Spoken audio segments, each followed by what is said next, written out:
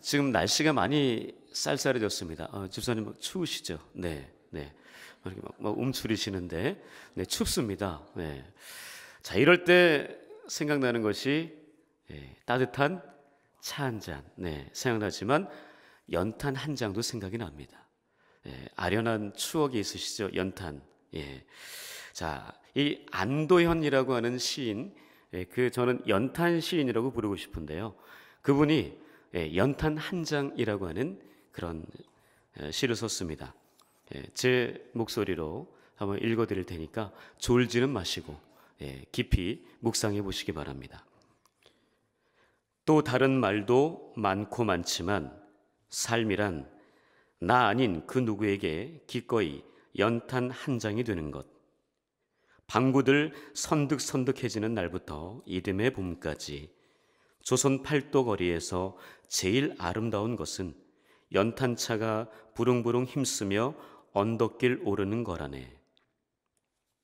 해야 할 일이 무엇인가를 알고 있다는 듯이 연탄은 일단 제 몸에 불이 옮겨 붙었다 하면 하염없이 뜨거워지는 것. 매일 하염없이 밥과 국물 퍼먹으면서도 몰랐네. 온몸으로 사랑하고 나면 한 덩이 재로 쓸쓸히 남는 게 두려워 여태껏 나는 그 누구에게 연탄 한 장도 되지 못하였네. 생각하면 삶이란 나를 산산이 으깨는 일, 눈 내려 세상이 미끄러운 어느 이른 아침에 나 아닌 그 누가 마음 놓고 걸어갈 그 길을 만들 줄도 몰랐었네 나는. 이런 귀한 시입니다. 연탄 한 장. 바로 그 연탄 한 장으로 말미암아서 많은 사람들을 뜨겁게 하는 그 모습을 이 시인은 이야기하고 있습니다.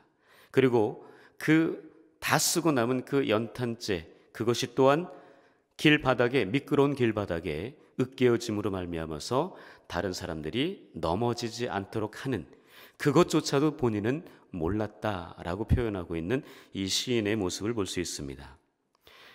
이 시인이 또 연탄에 대해서 하나 짧은 글을 쓴 게 있죠. 너에게 묻는다라는 그 시가 있죠. 연탄재 함부로 발로 차지 마라.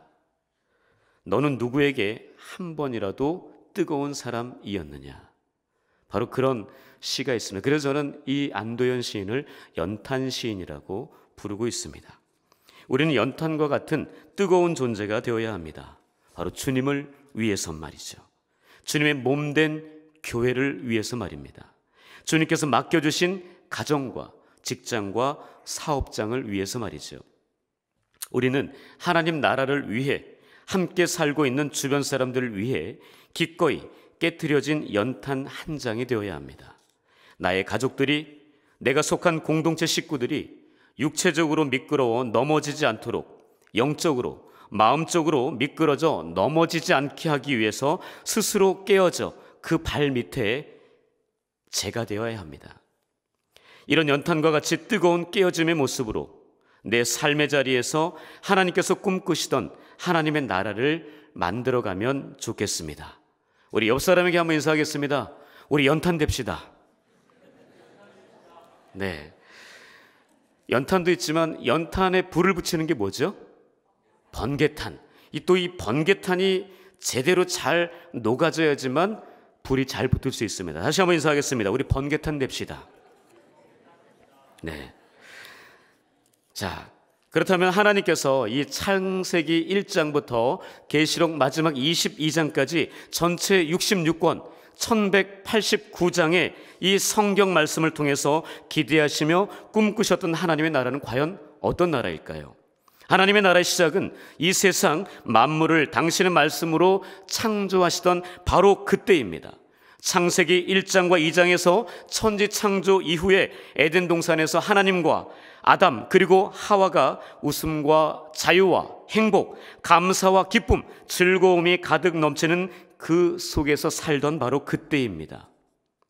최초의 사람 아담과 하와가 사단의 유혹에 넘어가서 죄를 범하기 전까지 그들은 하나님의 다스림과 임재 안에서 그런 어떠한 근심, 걱정, 부끄러움, 두려움, 수치, 절망, 공포, 눈물, 아픔, 이런 모든 슬픔 등이 없는 완전 무결, 흠이 없는 순결한 모습으로 하나님의 나라 에덴을 경험하며 살았습니다. 그러나 아담과 하와 이 범죄 이후에 에덴에서 쫓겨나서 죄악의 늪에 빠져서 허덕이며 고통과 슬픔, 눈물 속에서 애통하며 살던 하나님, 바로 그 하나님께서 아브라함을 통해서, 그의 자손들을 통해서 하나님의 나라를 약속하십니다. 그리고 이사야 선지자를 통해서 하나님의 나라의 참 모습에 대해서 잘 묘사해 주셨습니다. 그 말씀이 이사야 11장에 등장하는데요. 참고로 이사야는 150년 후 바벨론에 의해서 멸망당하여 포로로 끌려간 이스라엘 백성들이 다시 포로 귀환이 될 것을 예언한 인물입니다. 그것은 그의 아들 예수 그리스도 메시아를 통해서 마지막 날에 이루실 일을 미리 보여준 것입니다. 하나님의 계시를 받은 이사야 선지자, 하나님의 나라를 이렇게 묘사합니다. 이사야 11장의 말씀입니다. 한번 보시겠습니까?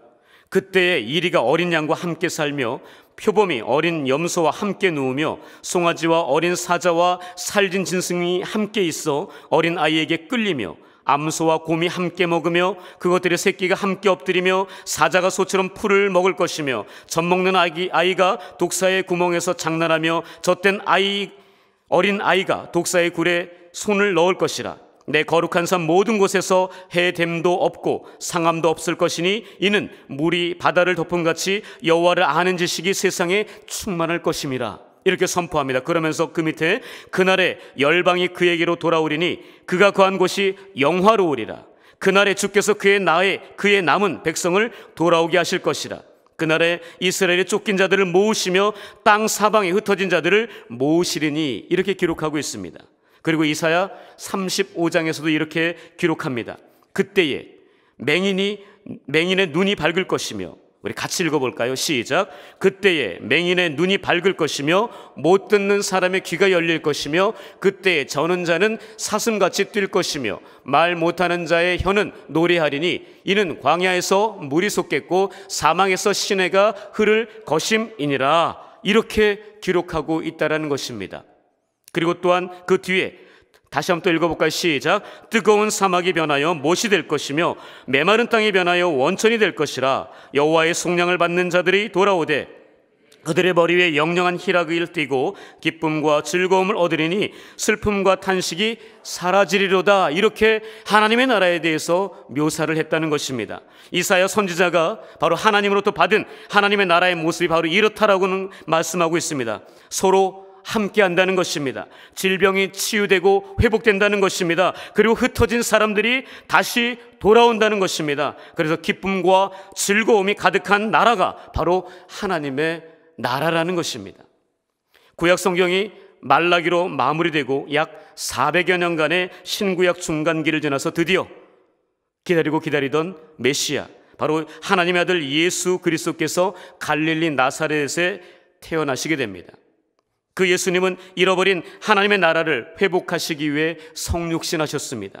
먼저 우리의 죄로 인해 끊어지고 어긋난 하나님과의 관계를 회복하시기 위해서 친히 십자가에 달려 3일 만에 다시 부활하셨습니다.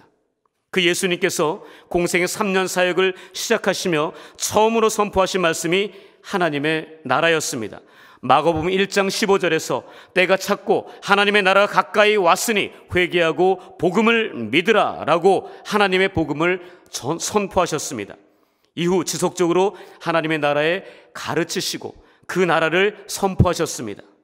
예수님께서는 나는 하나님 나라를 위해 보내심을 받았다 말씀하시며 끊임없이 제자들에게 하나님 나라에 대해 말씀하시고 가르치셨습니다. 그리고 그들을 각 성과 마을로 두루 데리고 다니시면서 하나님의 나라를 직접 외치셨고 각종 질병과 귀신 들림을 고치시고 그들에게 해방과 자유를 주시며 또한 죽은 자를 살리시며 하나님의 나라가 어떤 나라인지 명확하게 알려주시고 보여주셨습니다. 또한 여러 가지로 설명도 하셨습니다. 예를 들면 한눈으로 하나님 나라에 들어가는 것보다 돈을 가지고 지옥에 던져지는 것이 더 낫다라고 그렇게 표현하시고요. 또한 재물이 많은 자는 하나님 나라에 들어가기가 심히 어렵다라고 하시면서 차라리 낙타가 바늘귀로 들어가는 것이 더 쉽다라고까지 표현하십니다. 누가복음 17장에서는요, 바리새인들이 예수님께 다가와서 이렇게 묻습니다. 하나님의 나라가 어느 때에 임합니까? 그때 주님이 이렇게 말씀하십니다. 하나님의 나라는 볼 수 있게 임하는 것이 아니요 또 여기 있다 저기 있다고도 못하리니 하나님의 나라는 바로 너희 안에 있다라고 그렇게 말씀하십니다. 또한 요한복음 3장에서는 유대인의 지도자 중에 한 사람이었던 니고데모가 한밤중에 예수님을 찾아와서 하나님 나라와 영생에 대해서 묻습니다. 그때 이렇게 말씀하십니다. 사람이 거듭나지 아니하면 하나님의 나라를 볼 수 없느니라. 사람이 물과 성령으로 다시 나지 아니하면 하나님 나라에 결코 들어갈 수 없느니라 라고 말씀하셨습니다. 또한 주님은 우리를 구원하시기 위해 십자가에 죽으시고 3일 만에 부활하셨죠. 그리고 하나님 나라로 승천하시기 전 40일 동안 제자들에게 하나님 나라의 일에 대한 보충 수업을 하셨다라고 사도행전 1장 앞부분에서 볼 수 있습니다. 사도행전 9장에 가시면 다메섹 도상에서 제대로 예수님을 만나 눈이 멀어버린 사도 바울이 등장합니다. 그는 아나니아의 기도로 눈에서 비닐 같은 것이 벗겨지는 그 순간 바로 눈에서 보이게 되자 즉시 회당에 나아가서 하나님의 나라를 선포했다는 것입니다. 이후 그는 모든 죽음의 공포와 두려움을 무릅쓰고 여러 차례의 전도 여행을 하면서 오로지 하나님 나라의 복음, 살아있는 예수 그리스도의 복음을 전하게 되었습니다. 그는 하나님의 나라는 말에 있지 않고 능력에 있다라고 선포하면서 그 하나님 나라에 합당한 자가 되려면 그 나라를 위해서 고난도 함께 받아야 할 줄 알아야 한다라고 그렇게 선포하고 가르쳤습니다. 그는 죄수의 신분으로 끌려간 로마에서도 아침부터 저녁까지 쉴 새 없이 하나님 나라를 증언하고 모세의 율법과 선지자의 말을 가지고 예수의 이름에 대해서, 예수에 대해서 증거하고 강론하고 권면했습니다. 사도행전 마지막 28장은요 사도 바울에 대해서 이렇게 기록하고 있습니다. 바울이 온 이태를 자기 셋집에 머물면서 자기에게 오는 사람을 다 영접하고 하나님의 나라를 전파하며 주 예수 그리스도에 관한 모든 것을 담대하게 거침없이 가르치더라 라고 마지막 구절에서 이야기합니다. 바울은 언제나 어디서나 무엇을 하든지 오직 하나님의 나라를 전파했습니다. 기회만 되면, 아니 기회가 오지 않아도 기회를 붙잡아서라도 예수에 대한 모든 것을 담대하게 거침없이 가르치다가 하나님의 부르심을 받았다는 겁니다. 그렇다면 하나님께서 우리를 이 땅에 보내신 이유가 무엇일까요? 하나님께서 많은 교회 중에 왜 연동교회 교인으로 우리를 부르셨을까요? 하나님께서 오늘 이 자리, 이 수요기도의 이 밤에 왜 이 자리에 우리를 부르셨을까요? 바로 모든 질문의 답은 오직 하나님의 나라입니다. 많은 믿음의 선배들이 하나님의 나라를 위해 자신의 사명을, 목숨을 다했습니다. 하나님의 아들 예수님께서도 그 일을 위해서 이 땅에 오셨고 그 일을 모두 감당하시고 부활하시고 승천하신 것입니다. 사도 바울 또한 죽음을 무서워하지 않고 오직 하나님 나라를 위해서 죽도록 충성했다는 겁니다. 그렇다면 오늘 본문에서 바로 하나님의 사람, 이 다니엘이 그 하나님의 나라를 어떻게 세워갔는지 두 가지로 살펴보겠습니다. 먼저 다니엘은 불신자들로 하나님을 높이게 하여 하나님의 나라를 세워갔다는 것입니다. 본문 47절입니다. 함께 읽겠습니다. 시작. 왕이 대답하여 다니엘에게 이르되 너희 하나님은 참으로 모든 신들의 신이요 모든 왕의 주제시로다. 내가 능히 이 은밀한 것을 나타내었으니 내 하나님은 또 은밀한 것을 나타내시는 이시로다. 이렇게 기록하고 있습니다. 믿지 않는 자를 이렇게 하나님을 찬양하도록 한다는 것은 매우 어려운 일입니다. 다니엘은 자신의 입술로 느부갓네살의 왕의 꿈, 매우 크고 광채가 찬란한 한 큰 신상, 그 신상이 있었는데 손대지 아니한 돌이 나타나 모두 부서뜨리는 그런 꿈을 꾸었죠. 바로 그 꿈을 이야기하고 그 꿈에 대한 해석까지 정확하게 합니다. 이 꿈과 해석을 들은 이 왕은 유다 출신의 포로인 이 젊은 청년, 이 다니엘 앞에 무릎을 꿇고 절까지 한다고 성경은 기록합니다. 그리고 다니엘이 하나님을 모든 신들의 신이요 모든 왕의 주제라고 극진히 그 하나님을 찬양합니다. 왕이 이렇게 하나님을 찬양한 것은 자신의 꿈과 해석을 하나님께서 알려주셨다라고 다니엘이 고백했기 때문입니다.